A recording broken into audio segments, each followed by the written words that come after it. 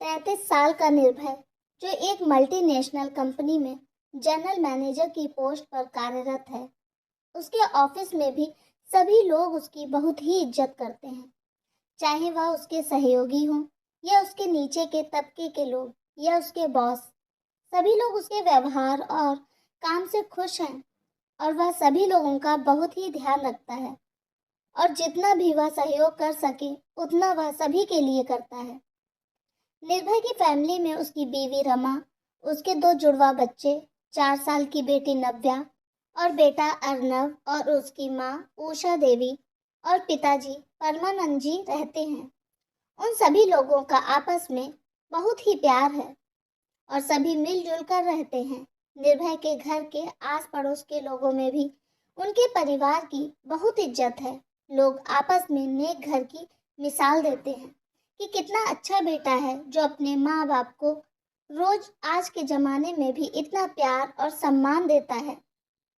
जहाँ एक तरफ समाज में माँ बाप बच्चों पर बोझ बनते जा रहे हैं, वहीं दूसरी ओर निर्भय उनसे बिना इजाजत के कोई काम नहीं करता। घर के सभी बड़े छोटे निर्णय में उनकी सहमति जरूर होती है। निर्भय अपने माँ पापा की इकलौती औलाद है और वह बिना किसी स्वार्थ के अपने माँ पापा की सेवा करता है। कोई भी व्यक्ति निर्भय के घर में देखकर यह अंदाजा नहीं लगा सकता कि वह बहुत बड़ी कंपनी में बहुत अच्छी पोस्ट पर कार्यरत है। उसके इस तरह के व्यवहार को देखकर सभी लोग उसकी परवरिश को ही महान बताते हैं। उसके जानने पहचानने वाले लोग सभी उसके माँ बाप की परवरिश का ही मीठा फल बताते हैं, जो निर्भय को उसके संस्कार के रूप में मिला है। निर्भय के पिता परमानंद जी एक सरकारी नौकरी से रिटायर आदमी हैं। अब वह सारा दिन मजे से अपनी जिंदगी जीते हैं और खुश रहते हैं।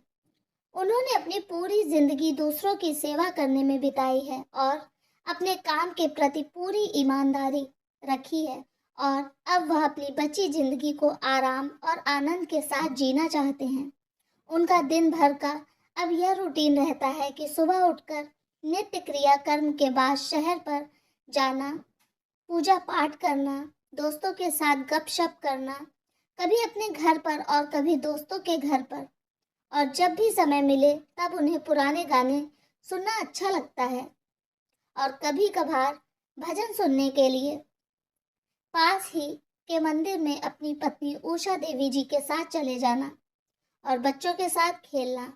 वहीं दूसरी ओर परमानंद जी की पत्नी और निर्भय की माँ उषा देवी भजन कीर्तन करना, सुबह उठते ही मंदिर जाना, अपनी बहू के साथ छोटे मोटे कामों में हाथ बटाना और सारा दिन बच्चों के साथ खेलने और अपने पति परमानंद जी के हमारे जमाने वाले किस्से कहानियों को सुनते हुए ही समय व्यतीत करती हैं और कभी कभी अपनी उम्र वाली महिलाओं के साथ समय बिता लेती हैं। दोनों ही पति पत्नी इस तरह से अपना सारा दिन गुजारते हैं और इसमें दोनों ही लोगों को ना कोई परेशानी है और ना ही कोई शिकायत है। दोनों ही लोग बहुत खुश हैं।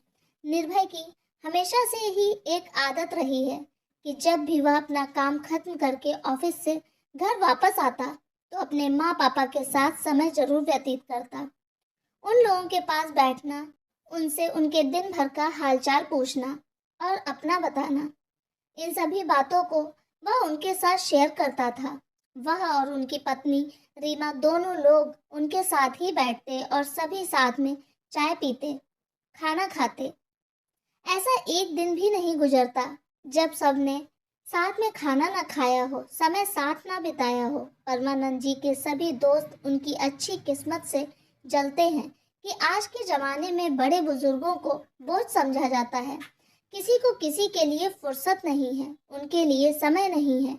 ऐसे समय में उनका बेटा उन्हें समय देता है, उनका हालचाल पूछता है, उनके अच्छे बुरे का ख्याल रखता है, अच्छे बुरे सभी फैसलों में उनकी राय लेता है। एक आदर्श बेटा है उनका। आज के समय का श्रवण कुमार है और तो और उनकी बहू रीमा, वह भी अपने सास ससुर की सेवा बिल्कुल अपने माँ बाप की तरह से ही करती है। यदि कोई यह ना जानता हो कि वह उनकी बहू है तो सब उसे उनकी बेटी ही समझते हैं। उन सबका बहुत ही आदर्श परिवार है। सभी लोगों के संस्कार बहुत ही अच्छे हैं और बच्चे भी अपने दादा दादी से बहुत प्यार करते हैं। ऐसे ही हंसी खुशी से उन सबका समय गुजरता रहता है। अपनी अपनी जिंदगी में सभी लोग बहुत खुश हैं। समय अपनी रफ्तार से गुजरता जाता है और ऐसे ही दिवाली का त्योहार आ जाता है। सभी लोग दिवाली को लेकर बहुत ही उत्साहित हैं। शॉपिंग करते हैं, तरह तरह के कपड़े, घर को सजाने के लिए रंग बिरंगी चीजें सभी लाई जाती हैं और घर की साफ सफाई भी शुरू हो जाती है। घर की साफ सफाई में निर्भय भी अपनी पत्नी का हाथ बटाता है। वैसे तो उनके घर पर काम करने वाले लोग हैं, लेकिन फिर भी वह अपने हाथ से घर को सजाना चाहते हैं। निर्भय घर के बेसमेंट को साफ करने के लिए जाता है। बेसमेंट को साफ करते करते उसकी नज़र कोने में रखी टेबल के ऊपर एक डायरी पर पड़ती है, जिसके ऊपर बहुत ही सारी धूल जमी हुई है। वह इस डायरी को उठाता है और उस पर जमी धूल को अपने हाथों से साफ करके उसे देखता है। उस डायरी को देखते ही उसे उसके बचपन की याद आ जाती है। वह सोचने लगता है कि इस डायरी को उसने अपने दादाजी के पास देखा था। वह डायरी उनके दादाजी की है, जिसमें वह हमेशा कुछ न कुछ लिखा करते थे। उस समय निर्भय बहुत छोटा था, तब वह कुछ समझने लायक नहीं था कि उस डायरी में क्या लिखा है। उसके लिए काला अक्षर भैंस बराबर था, पर अब उसे उस डायरी को पढ़ने की बेचैनी होने लगती है कि उसके दादाजी उस डायरी में क्या लिखते थे। वह जानने के लिए उत्सुक होने लगता है। निर्भय सारा काम छोड़कर डायरी को अपने साथ उसे पढ़ने के लिए ले जाता है। कमरे में जाते समय वह अपनी पत्नी रीमा को अपने साथ एक कप कॉफी लेते हुए आने को कहता है। जैसे ही वह डायरी को पढ़ने बैठता है, उतनी ही देर में उसकी पत्नी रीमा कॉफी का मग हाथ में लेकर कमरे में आ जाती है। निर्भय के हाथ में डायरी को देखते ही रीमा उससे डायरी के बारे में पूछती है कि यह किसकी डायरी है। निर्भय उसे डायरी कैसे मिली और वह किसकी है, इसके बारे में बताता है। वह उसे बताता है कि कैसे उसने अपने बचपन में वह डायरी अपने दादाजी को लिखते हुए देखा था। वह उस समय तो कभी जान नहीं पाया कि उसमें क्या लिखा करते थे, पर आज वह उस डायरी को पढ़ना चाहता है, उसमें लिखा हर एक शब्द देखना चाहता है। यह बात सुनकर रीमा उसे कॉफी का मग हाथ में देकर कमरे में चली जाती है और उसे पढ़ने में कोई डिस्टर्ब नहीं करेगा, इस बात का आश्वासन देती है। निर्भय कॉफी का एक सिप लेते डायरी का पहला पन्ना पलटता है। निर्भय के पन्ना पलटते ही उसके ऊपर दिन और तारीख के साथ कुछ लिखा हुआ है। वह पढ़ना शुरू करता है। पहले पन्ने पर उसके दादाजी ने अपना परिचय के साथ डायरी से दोस्ती स्थापित की है और उस डायरी के साथ कुछ वादे किए हैं, जैसे कि कुछ भी हो जाए पर वो डायरी को लिखना कभी नहीं छोड़ेंगे। यह डायरी उन्होंने जब वह 12वीं क्लास में थे तभी से लिखनी शुरू की थी। उन्होंने अपना परिचय देते हुए बताया कि वह कौन है और अभी क्या करते हैं। उनके परिवार में उनके पिताजी, माताजी, 2 बड़ी बहन और एक छोटा भाई है। उन्होंने उसमें अपना नाम बताया है कि उनका नाम जुगुल किशोर है। यही सब सामान्य बातें लिखी हैं और आगे वह लिखते रहेंगे। इस वादे के साथ डायरी के पहले पन्ने पर लिखना बंद किया है। निर्भय डायरी का दूसरा पन्ना पलटता है। उस पन्ने पर पड़ी तारीख और पहले पन्ने की तारीख में काफी दिनों का अंतर होता है। उसमें लिखी तारीख से साफ जाहिर है कि उसको काफी अंतराल के बाद लिखा गया है।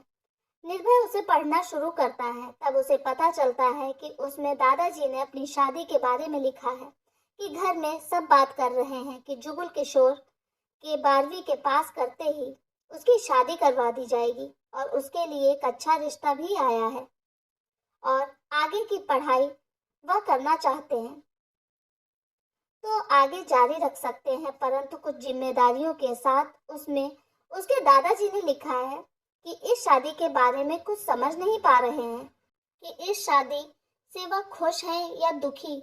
उनके लिए कुछ भी अलग नहीं है, वह सब ही चीजों में सामान्य है। यह भी सारी बातें लिखते हुए वह डायरी को लिखना बंद कर देते हैं।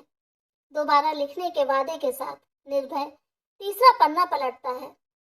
उसमें भी पहले की ही तरह तारीख में अंतर है, पर इस बार लिखने का अंतर पहले से काफी है। उसमें लिखी बातों से साफ पता चलता है कि उनके 12वीं के पेपर हो चुके हैं और उनका रिजल्ट भी आ गया है। वह अच्छे अंकों से पास हुए हैं और दादाजी की शादी भी हो गई है और वह अब अपनी शादी से बहुत खुश है। वह अपनी आगे की पढ़ाई के लिए आवेदन दे चुके हैं और शादी की वजह से ही उन्होंने डायरी काफी समय के बाद लिखी है। उन्होंने निर्भय की दादी विभाश्री के बारे में भी लिखा है कि वह बहुत ही सुंदर और संस्कारी महिला है। उसने उनके घर और उनको बहुत अच्छे से संभाला है। विभाश्री के साथ सभी लोगों का समय कैसे बीतता है यह उन्हें पता भी नहीं चलता है और पढ़ने के साथ वह अपने पिताजी के साथ व्यवसाय में भी हाथ बटाने लगे हैं। वह अपने जीवन में बहुत खुश हैं। इसी तरह की बातों को लिखने के बाद दोबारा डायरी लिखने के वादे के साथ लिखना बंद कर देते हैं। वह पन्ने आगे पलटता है। उसे भी काफी समय के बाद लिखा गया है। उस पन्ने पर उसके पिताजी यानी परमानंद जी के दुनिया में आने की खुशखबरी के बारे में लिखा है और उनके पिताजी बनने से वह कितने खुश हैं इस बारे में उन्होंने अपने दिल का हाल लिखा है। इस बात से वह बहुत खुश हैं कि पारिवारिक दुनिया में उनका ओहदा बढ़ने वाला है। वह किसी बच्चे के पिता बनने वाले हैं आदि। आगे के पन्नों को वह थोड़ी जल्दी जल्दी पढ़ता है, एक सरसरी सी नजर से। इस समय तक उसके पिताजी और उनकी छोटी बहन, जो उनसे उम्र में 3 साल छोटी है, का जन्म हो जाता है। वह सरसरी नजर से पन्ने पलटता है क्योंकि उन पन्नों पर उनकी पत्नी, उनके बच्चे और दादाजी के पिताजी के स्वर्गवास के बारे में लिखा है और दादाजी पढ़ लिख कर एक नौकरी पर कार्यरत हैं। इन्हीं सब बातों के बारे में लिखा है। जल्दी जल्दी पन्ने पलटते हुए उसकी नजर एक पन्ने पर टिक जाती है क्योंकि उस पन्ने पर उसके पिताजी परमानंद जी की शादी का जिक्र है, पर थोड़ा रुकता है। कॉफी का आखिरी सिप लेते हुए उसे खत्म करके मग को टेबल पर रखते हुए वह पलंग पर लेट जाता है और डायरी को आगे पढ़ता है। उस पन्ने पर उसके दादाजी ने उसके पापा परमानंद जी की शादी का जिक्र किया है। उसके बारे में लिखा है कि आज उनकी शादी है और उस डायरी में कब से उनका साथ दिया है कि आज उनका बेटा कितना बड़ा हो गया कि आज बहू ला रहा है और इस बात से दादाजी और दादी जी कितने खुश हैं।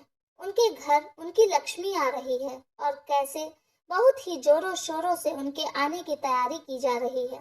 इन सभी बातों को पढ़कर निर्भय थोड़ा भावुक हो जाता है।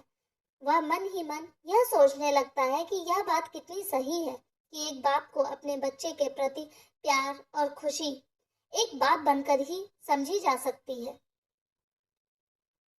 बस सोचने लगता है कि आज मैं भी एक बाप बन गया हूँ और अपने बच्चों के प्रति क्या खुशी होती है यह मैं भी आज समझ सकता हूँ।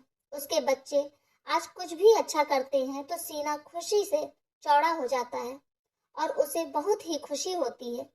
ये सोचते सोचते वह पन्ना आगे पलटता है। उस पन्ने पर उसके दादाजी ने उसकी माँ उषा देवी जी के घर पर परमानंद की दुल्हन के रूप में आने का जिक्र किया है। उन्होंने बताया है कि कैसे घर पर बहू का स्वागत किया गया, शादी कैसे हुई, कौन कौन शादी में खुश था और कौन नाराज था। उन्होंने डायरी में सभी बातों का व्याख्यान इस तरीके से किया है कि कोई भी व्यक्ति उसे पढ़कर शादी में अपनी मौजूदगी महसूस कर सकता है। एक एक बात को शब्दों में बड़े ही सलीके से पिरोया गया है, जिससे उनकी भावनाओं का आसानी से पता चलता है कि वह इस शादी से कितने खुश हैं और अपनी बहू के आने से गौरवान्वित महसूस कर रहे हैं। उनकी पत्नी विभाश्री भी बहू को लाकर बहुत खुश है। कैसे वह सारा दिन अपनी बहू के आगे पीछे उसके नाज उठाने के लिए घूमती रहती है, क्योंकि वह दोनों ही बहू से बहुत ही प्यार करते हैं। और परमानंद की बहन भी भाभी का बहुत ध्यान रखती है। घर में एक आनंद भरा माहौल है। यह सब पढ़कर निर्भय को ख्याल आता है कि क्यों ना वह अपने दादाजी की डायरी अपने पापा को पढ़ने के लिए दे। वह भी इन सभी बातों को पढ़कर बहुत खुश हो जाएंगे। यह ख्याल आते ही वह पलंग से उठकर अपने माँ पापा के कमरे में जाने के लिए अपने कमरे से निकल ही रहा था कि अचानक उसकी नजर दीवार पर टंगी घड़ी पर पड़ जाती है। वह समय देखता है और मन में सोचता है कि अभी तो यह समय उनके आराम करने का है। अभी उन्हें डिस्टर्ब करना ठीक नहीं होगा। यह सोचकर वह रुक जाता है और वापस से पलंग पर लेटकर डायरी पढ़ने के लिए खोल लेता है। निर्भय डायरी को पढ़ने के लिए आगे पन्ना पलटता है तो न जाने क्यों वह डायरी पढ़ते पढ़ते एक असमंजस की स्थिति में आ जाता है। वह अचानक से पलंग से उठकर अपने कमरे में चक्कर लगाने लगता है। निर्भय थोड़ा रुकता है, डायरी के उसी पन्ने को दोबारा पढ़ता है और न जाने क्यों उसके चेहरे का सुकून खो जाता है। वह पन्ना आगे पलटता है और उसे पढ़कर उसकी बेचैनी बढ़ने लगती है। वह जल्दी जल्दी पन्ने पलटता है और जल्दी जल्दी अपने मन में पन्ने पर लिखा हुआ एक एक शब्द ध्यान से पढ़ता है। इस समय तक उसकी स्थिति ऐसी हो जाती है जैसे जल बिन मछली अपने ही घर में घुटन महसूस करता है। वह कभी उठता है, कभी बैठता है, कभी चलता है, कभी रुकता है, बेचैन होता है और पलंग के पास रखे टेबल पर पानी से भरे जग को पूरी तरह से खाली कर देता है और अंत में उसकी आंखों से आंसू बहने लगते हैं। बस जोर जोर से रोना चाहता है, चीखना चाहता है, पर वह दूसरों को तकलीफ नहीं देना चाहता, इसलिए वह मन ही मन में रोता रहता है। उसको समझ नहीं आ रहा वह क्या करे। बहुत देर से कमरे से बाहर न आने पर उसकी पत्नी रीमा उसे बुलाने के लिए कमरे में आती है। रीमा को कमरे में आता देखकर निर्भय अपनी आंखों में आए आंसुओं को पोंछ कर छुपाना चाहता है, लेकिन ऐसा करते हुए रीमा उसे देख लेती है। रीमा उसे देखकर घबरा जाती है, निर्भय से उसके रोने का कारण पूछती है। वह कहती है कि क्या हुआ है, तुम इतना परेशान क्यों हो, क्या हुआ है जो तुम रो रहे हो। निर्भय अपनी पत्नी से कुछ नहीं छुपाता और उसके पूछते ही वह उसके गले लगकर जोर जोर से रोने लगता है। वह चाहते हुए भी अपने आंसुओं को रोक नहीं पाता। रीमा परेशान होने लगती है। उसे समझ नहीं आ रहा है कि आखिर निर्भय को क्या हुआ है, वह ऐसे क्यों रो रहा है। वह मन में सोचने लगती है, पहले तो कभी ऐसा नहीं हुआ। सबको खुश रखने वाला और हमेशा दूसरों को हंसाने वाला इंसान आज क्यों इतना परेशान हो गया कि उसकी आंखों से आंसू बह रहे हैं। वह निर्भय को पानी का गिलास हाथ में देकर उसे पानी पीने को कहती है। वह पानी पीकर थोड़ा नॉर्मल होता है, अपने आप को संभालता है। रीमा फिर से उसे उसके परेशान होने का कारण पूछती है। निर्भय बिना कुछ बोले रीमा के हाथ में डायरी का वह पन्ना खोलकर पकड़ा देता है जिसे पढ़ते ही बेचैन होना शुरू था। रीमा डायरी को हाथ में लेकर पढ़ने लगती है। जैसे ही रीमा ने उस पन्ने पर लिखे शब्दों को पढ़ना शुरू किया तो पढ़ते पढ़ते उसकी भी वही प्रतिक्रिया होने लगती है जो कुछ समय पहले निर्भय की थी। उसकी आंखों से भी आंसू बहने लगते हैं। रीमा निर्भय को देखकर कहती है कि कह दो निर्भय कि यह सब झूठ है, ऐसा नहीं हो सकता। निर्भय रीमा को कहता है कि यह तो बहुत ही अच्छा हुआ जो यह डायरी मैंने पापा को पढ़ने के लिए नहीं दी, अगर दे देता तो आज न जाने क्या होता। इतना कहते हुए निर्भय रीमा को बताता है कैसे वह यह डायरी पापा को पढ़ने के लिए देना चाहता था, लेकिन क्यों रुक गया। थोड़ी देर तक दोनों लोग शांत हो जाते हैं और सोचने लगते हैं कि आगे क्या करना है। थोड़ा रुकने के बाद निर्भय रीमा को उसके दिमाग में चल रहे विचारों को बताता है। रीमा ने भी सब कुछ जानकर सुनकर निर्भय के हर फैसले में साथ देने का वादा किया है। अब वह दोनों मिलकर उस डायरी को छुपा देते हैं कि कहीं वह किसी और के हाथ ना लग जाए। अपने आप को शांत करके दोनों लोग बाहर आकर सबके साथ बैठ जाते हैं कि जैसे कुछ हुआ ही नहीं है। सबके साथ यूं ही दिन गुजर जाता है। दूसरे दिन निर्भय सुबह जल्दी जल्दी नाश्ता करके तुरंत ही घर से निकल जाता है।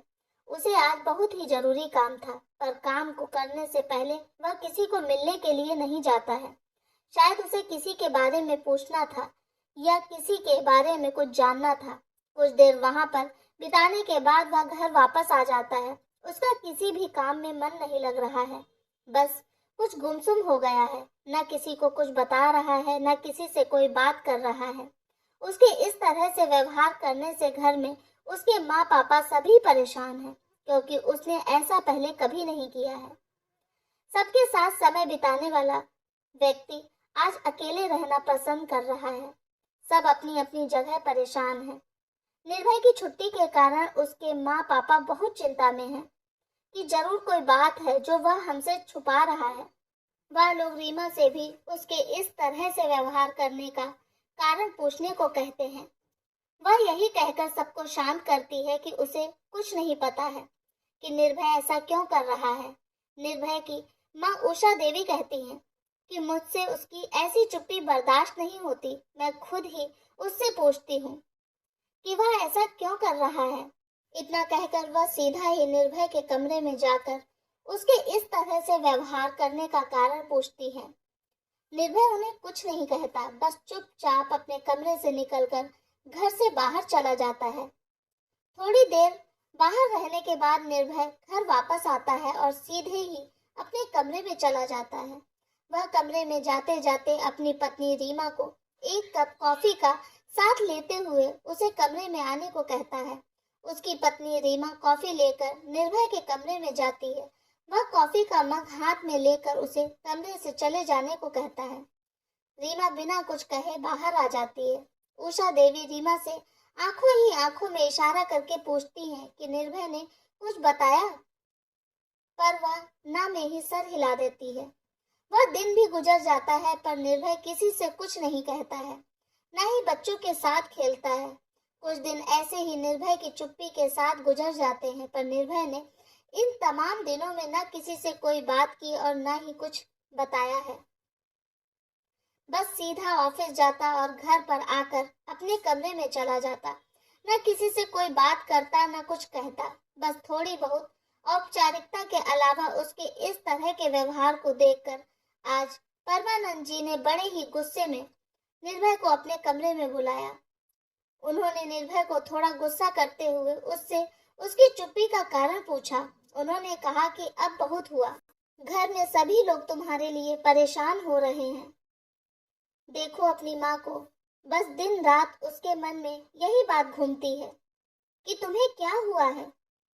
पहले तो तुम ऐसे नहीं थे, और कोई काम की परेशानी है तो वह बताओ, या और कोई बात है। उन्होंने अपने आप को थोड़ा शांत करते हुए कहा कि जो भी बात है बेटा, तुम हमें बता सकते हो। हम तुम्हारे माँ बाप हैं, हम तुम्हारी परेशानी को समझेंगे। इस तरह से चुप मत रहो।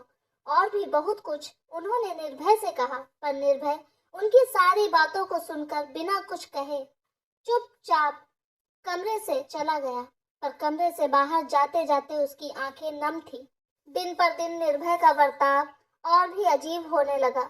जहां वह अपने माँ पापा का श्रवण कुमार था, वही आज ना जाने कितने ही दिनों से उन लोगों से मिला तक नहीं है। वह धीरे धीरे उन लोगों से रूखा सा बर्ताव करने लगा था।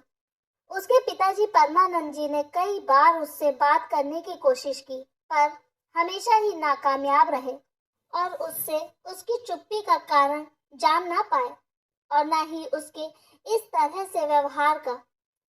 जब भी अपनी बहू रीमा से निर्भय के व्यवहार का कारण पूछते, वह हमेशा ही यह कहकर टाल जाती कि जैसे आप लोगों को कुछ भी नहीं पता, वैसे मुझे भी नहीं पता है।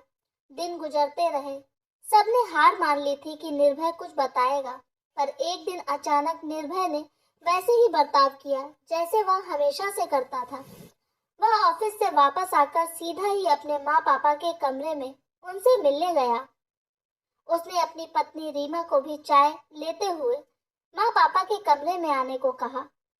सब लोगों ने साथ में चाय पी, समय बिताया, बहुत सारी बातें की। सभी लोग बहुत खुश थे, पर आज कोई भी उन बीते हुए समय की बात नहीं कर रहा था जो पिछले कुछ दिनों में घटी थी। सब लोग आज के समय को जीना चाहते थे। सब बहुत खुश थे क्योंकि उनका निर्भय आज फिर से उनके कमरे में वापस लौट आया था। एक दिन परमानंद जी अपने पोते के साथ खेल रहे थे कि उसके साथ खेलते खेलते परमानंद जी का चश्मा गिरकर टूट जाता है। परमानंद जी ने जोर से आवाज लगाकर निर्भय को अपने कमरे में आने के लिए कहा। उस समय निर्भय कुछ अपना जरूरी काम कर रहा था। उसने उनकी आवाज सुनकर भी अनसुना कर दिया। परमानंद जी ने निर्भय को दोबारा आवाज लगाई, पर तब भी उनके कमरे में नहीं गया। उसने फिर से उनकी आवाज को अनसुना कर दिया। निर्भय के पास में ही उसकी माँ उषा देवी बैठी हुई थी और वह सब कुछ होता देख रही थी कि कैसे निर्भय अपने पिताजी की आवाज को सुनकर उसे अनसुना कर रहा है। उन्होंने निर्भय को अपने हाथों से जोर से हिलाते हुए कहा कि क्या बात है बेटा, तुम्हारे पापा तुम्हें कब से बुला रहे हैं। तुम सुनकर भी ना सुनने का नाटक क्यों कर रहे हो? मैं भी यहीं बैठी हूँ। जब मुझे सुनाई दे रहा है तो तुम्हें क्यों नहीं? निर्भय ने अपनी माँ की तरह गुस्से से देखते हुए कहा कि अगर ज्यादा दिक्कत है तो आप क्यों नहीं चली जाती? मुझे परेशान मत करो। बस हर वक्त आप लोगों को दूसरों को परेशान करने के सिवाय आता ही क्या है? जब देखो तब कुछ न कुछ बकबक लगी ही रहती है आप लोगों की। यह नहीं देखना कि दूसरा भी परेशान हो सकता है, उसे भी कुछ काम हो सकता है, पर नहीं, बस हमेशा अपना सोचना, अपना देखना। निर्भय के मुंह से अपने और परमानंद जी के बारे में ऐसी बातें सुनकर उषा देवी जी को अपनी आंखों और कानों पर विश्वास नहीं हो रहा था। वह समझ ही नहीं पा रही थी कि आखिर निर्भय को हुआ क्या है, कि निर्भय ऐसा व्यवहार क्यों कर रहा है।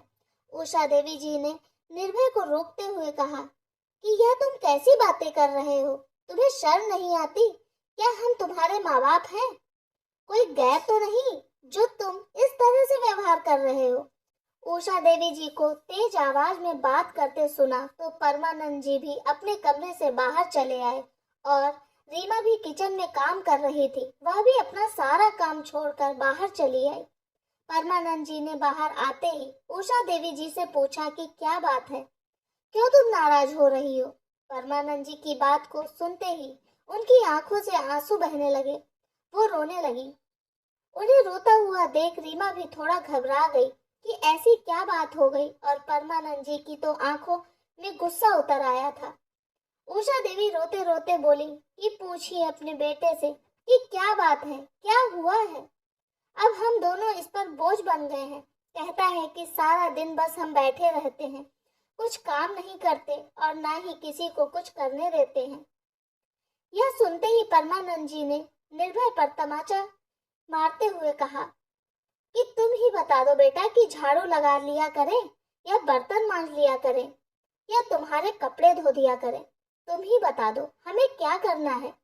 परमानंद जी को ऐसा कहते सुन उसकी बहू रीमा उनसे तुरंत बोली कि यह तो आपकी मर्जी है, जो चाहे सो करें। बस मुझे बता देना आप लोग क्या करने वाले हैं, तो मैं भाई से मना कर दूंगी कि आज से वह काम पर ना आया करे। बहू को यह सब बातें बोलते सुन परमानंद जी और उनकी पत्नी उषा देवी एकदम सुन्न रह गए, क्योंकि उन्होंने इन सब बातों की कभी कल्पना भी नहीं की थी।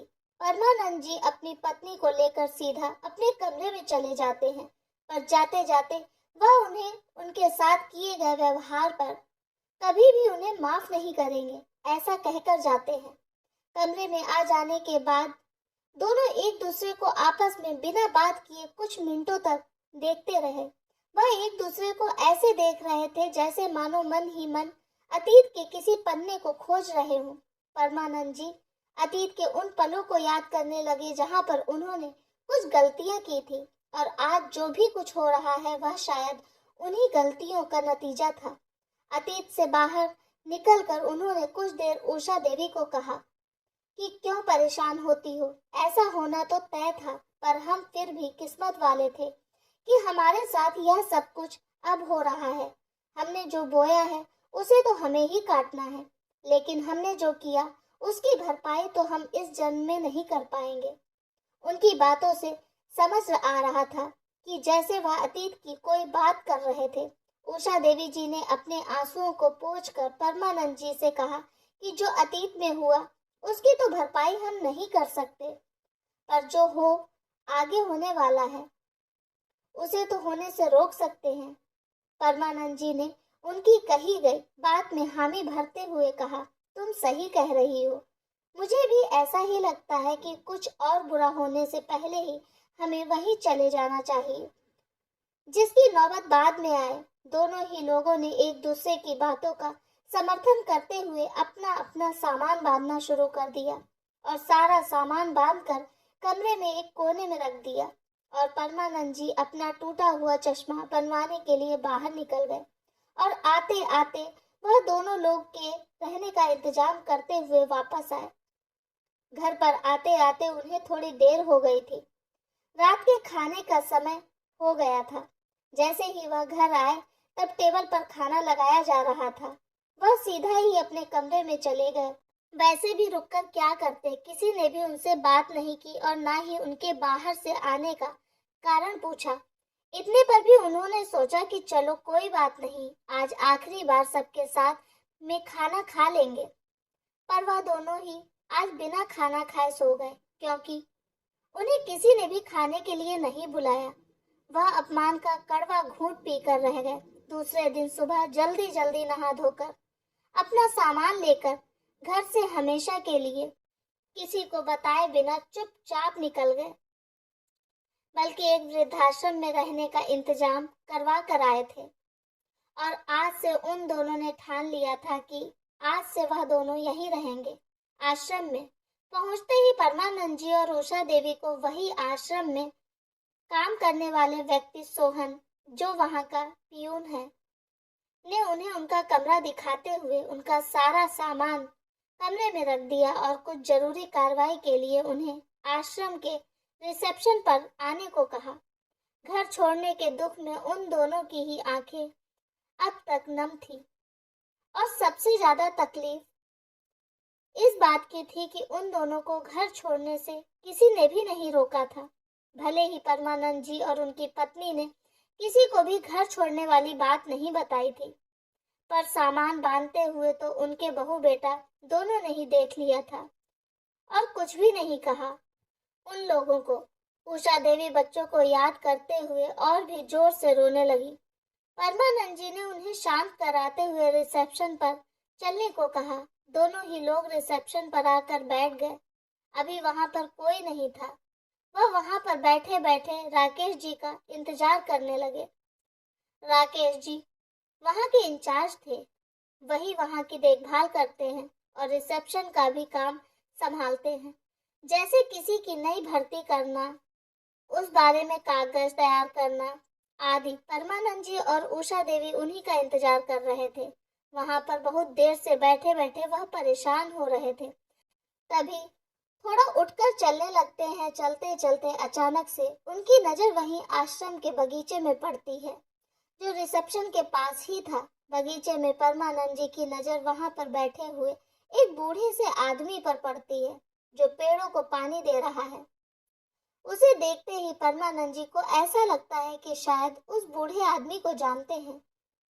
उस बूढ़े आदमी का चेहरा परमानंद जी को अच्छे से दिखाई नहीं दे रहा है। बूढ़े आदमी को देखने के लिए थोड़ा आगे जाते हैं। आगे जाते ही ना जाने क्यों वह जोर जोर से रोने लगते हैं। पता नहीं उन्हें क्या हुआ है। क्या उन्हें अपने बच्चों की याद आई है, या वह बूढ़ा व्यक्ति उनके परिचित में है। पता नहीं क्यों वह अभी भी रोते ही जा रहे हैं। उन्हें रोता हुआ देखकर उषा देवी जी उनकी तरफ बढ़ी हैं और उन्हें दिलासा देते हुए कहती हैं कि अब चलो, अब रोना छोड़ो। कब तक रोते रहोगे? जो होना था सो हो गया, और ऐसा होना है, हमें यह मालूम था। सब कर्मों का फल है। परमानंद जी ने उन्हें टोका और वह अब भी रोए जा रहे थे। टोकते हुए परमानंद जी उनका चेहरा उस बूढ़े आदमी की तरफ मुड़ते हुए कहते हैं कि मैं इसलिए नहीं रो रहा हूँ कि हमें घर छोड़ना पड़ा है, बल्कि आज किसी और वजह से। परमानंद जी ने उस बूढ़े व्यक्ति की तरफ इशारा करके उन्हें देखने को कहा। उन्हें देखते ही उषा देवी जी की आंखों से भी आंसू की धाराएं बहने लगी। उनकी आंखों से थर थर आंसू निकल रहे थे। दोनों ही पति पत्नी अपने आप को रोकने से रोक नहीं पा रहे थे।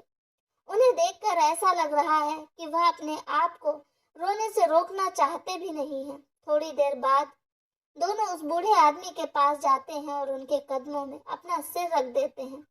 परमानंद जी ने उस बूढ़े आदमी को बाबूजी कहकर उनको पुकारा है। उस व्यक्ति और वहां पर खड़े सभी लोगों को कुछ समझ में नहीं आ रहा है कि यह सब क्या हो रहा है।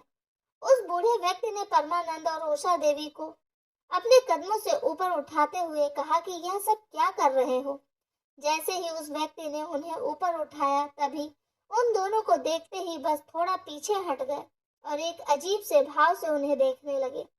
परमानंद जी ने रोते हुए उनसे माफी मांगी कि बाबूजी, हम दोनों को माफ कर दीजिए।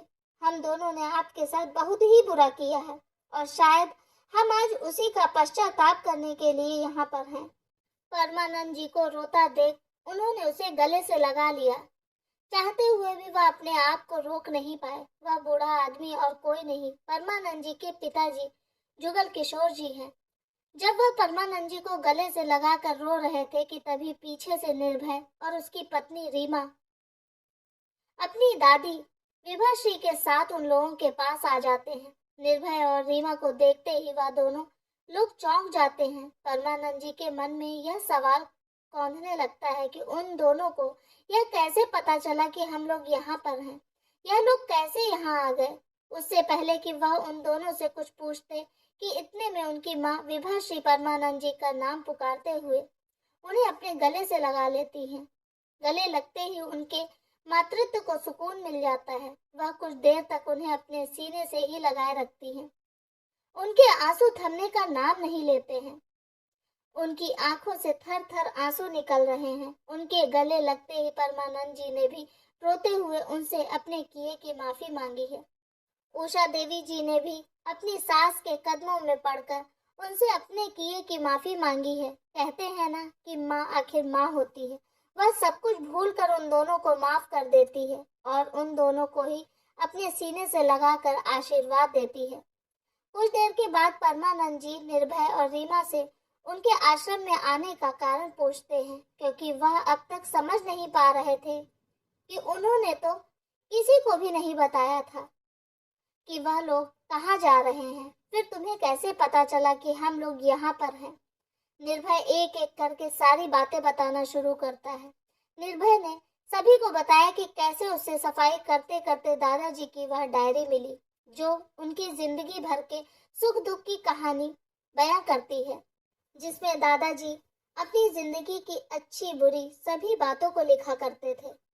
निर्भय को उसके माँ पापा के द्वारा दादा और दादी जी को दिए गए एक एक दुख और तकलीफ के बारे में पता चल गया था कि कैसे उन दोनों ने दादाजी और दादी जी पर अत्याचार करके उनको मजबूर कर दिया था इस वृद्धाश्रम में रहने के लिए।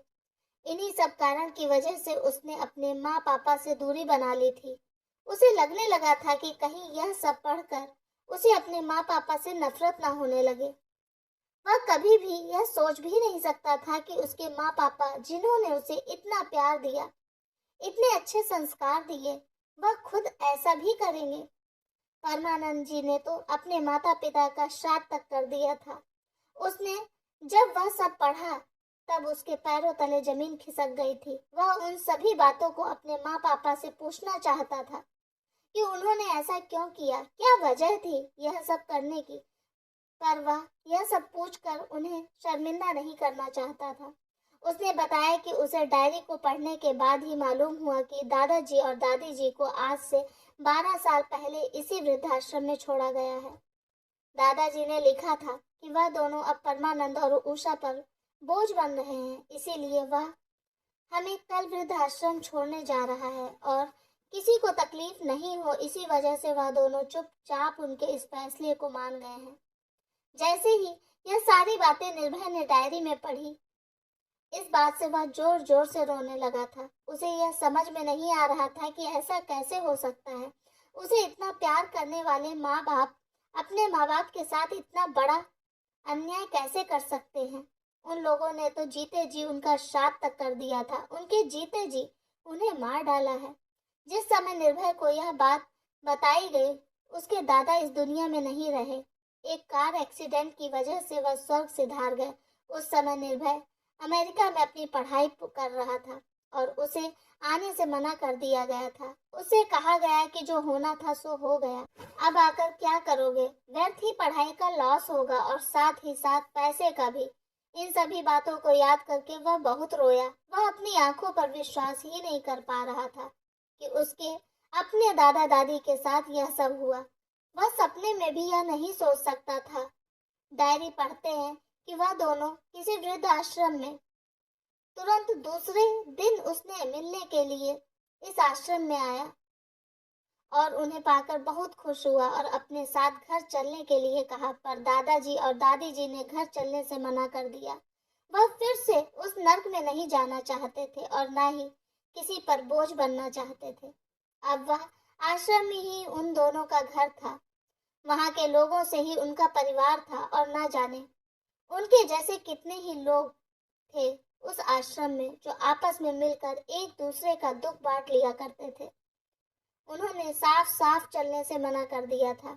निर्भय ने अपने दादाजी और दादी जी को लाने के लिए ही अपने माँ बाप से दूरी बनाई थी और उनके साथ गलत व्यवहार किया था, जिससे उन लोगों को अतीत में अपने माँ बाप के साथ जो जो गलत किया वह याद कर सके। निर्भय ने अपने माँ पापा से माफी मांगते हुए यह सब बातें उन्हें बताई। निर्भय ने कहा, मुझे माफ कर दीजिए माँ पापा, मैं आप लोगों के साथ ऐसा कभी भी नहीं करना चाहता था, पर मेरे पास आप लोगों को मिलवाने का और कोई भी रास्ता नहीं था। मेरे किए गए गलत व्यवहार से दुखी होकर ही आप लोगों ने यहाँ आश्रम में आने का सोचा और आप लोग इसी तरह से यहाँ आ सकते थे। रीमा ने भी परमानंद जी और उषा देवी जी से अपने किए गए गलत व्यवहार की माफी मांगी। उषा देवी जी ने रीमा को गले से लगाकर रोते हुए कहा, तुम लोग कहीं भी गलत नहीं हो और बहू हो तो तुम्हारे जैसी। बेटा, किसी ने सही कहा है कि एक औरत घर को स्वर्ग भी बना सकती है और नर्क भी। एक तुम हो जिसने अपने घर को स्वर्ग बनाया। तुम चाहती तो तुम भी वही सब कर सकती थी जो मैंने अपने माँ बाप समान सास ससुर के साथ किया। मैंने तो अपने स्वर्ग जैसे घर को अपने हाथों से ही नर्क बना दिया। मैं बहुत ही बुरी हूँ। उन्होंने एक बार फिर से सबसे माफी मांगी। निर्भय ने अपनी माँ को गले लगाते हुए कहा कि माँ कभी भी बुरी नहीं होती, चाहे वह किसी की भी हो। माँ तो सिर्फ माँ होती है और मेरी माँ तो लाखों में एक है, जिसने मुझे इतने अच्छे संस्कार दिए, बड़ों की इज्जत करना सिखाया। वह भला कैसे बुरी हो सकती है? निर्भय ने कहा, माँ ताली कभी एक हाथ से नहीं बजती। मुझे पता है कि दौड़ चाहे कोई भी हो, पर अरमान हर किसी के होते हैं, चाहे वह औरत हो या आदमी। इच्छाएं हर किसी के मन में होती है और जब अरमान पूरे नहीं होते तब इंसान ना चाहते हुए भी कुछ ऐसी गलती कर जाता है जिसका पछतावा उम्र भर रहता है। अगर दादा दादी जी ने भी कभी आपके और आपके अरमानों के बारे में भी सोचा होता तो शायद ऐसा कभी नहीं होता, पर वह दोनों हमेशा अपने बेटे में ही लगे रहे, हमेशा उसके बुरे व्यवहार में, उसकी गलती में हमेशा उन्हीं का साथ दिया। पर आपको कैसा लग रहा है? आप क्या चाहती हो कभी परवाह नहीं की। शायद यह सब उसी की कमी रही होगी जो आपने इस तरह का व्यवहार अपनाया। निर्भय ने सभी को गले लगाते हुए कहा कि जिंदगी में सभी लोगों को एक दूसरे के अरमानों की, उनकी भावनाओं की कद्र करनी चाहिए। उनको मान सम्मान, उनको इज्जत देना चाहिए। उनको मान सम्मान, उनको इज्जत देना चाहिए जिसके वह हकदार हैं। अगर ऐसा होने लगे तो यह पल कभी भी किसी की जिंदगी में नहीं आएगा। सभी को जीवन में एक दूसरे को स्पेस देते हुए अपनी जिंदगी जीने का हक होना चाहिए। तब कोई भी किसी पर भी बोझ नहीं बनेगा। किसी के कंधों पर बोझ डालना गलत बात है। सिर्फ कहने से ही नहीं होगा कि बहू घर की इज्जत है, वह हमारे घर की लक्ष्मी है। उसे उस घर में वह इज्जत मिलनी भी चाहिए। घर के छोटे बड़े, अच्छे बुरे सभी फैसलों में उसकी भी राय लेना चाहिए। निर्भय निशा देवी की तरफ मुंह करते हुए कहा, माँ आप बुरी नहीं हो, बस वह कुछ समय था जो बुरा आया था और अब वह गुजर गया है। निर्भय की कही गई सारी बातें सुनकर सभी की आंखों से आंसू बहने लगे। सभी लोग भावुक हो जाते हैं। तभी निर्भय की दादी उषा देवी जी को गले से लगाकर उनसे माफी मांगती हैं और उन्होंने भी उनके पैर छूकर अपने किए की माफी मांगी। आज सभी बहुत खुश थे। निर्भय के माँ पापा बड़ी इज्जत और मान सम्मान के साथ अपने माँ पापा को घर लाते हैं। घर जाते वक्त वृद्धाश्रम के सभी लोग विभाश्री और जुगल किशोर के लिए बहुत खुश होते हैं। सभी हंसकर और खुशी खुशी आश्रम से विदा लेते हैं। वृद्धाश्रम से जाते वक्त राकेश जी, जो वहाँ के इंचार्ज थे, वह जुगल किशोर जी को हाथ जोड़कर कहते हैं, बाबूजी, इस वृद्धाश्रम में बूढ़े माँ बाप को छोड़कर जाने वाले तो बहुत लोग देखे, पर यहाँ से उन्हें वापस घर ले जाने वाले आज पहली बार देख रहा हूँ। सभी लोग हाथ हिलाकर विदा लेते हैं। अब सभी लोग बहुत खुश हैं और सब एक दूसरे के साथ मिलकर रहते हैं। निर्भय और उसकी पत्नी रीमा के मान सम्मान से सभी का जीवन बड़े ही आनंद से बीत रहा है। सब लोग मिलकर घर का और अपना काम करते हैं। कोई भी किसी पर भी बोझ नहीं है।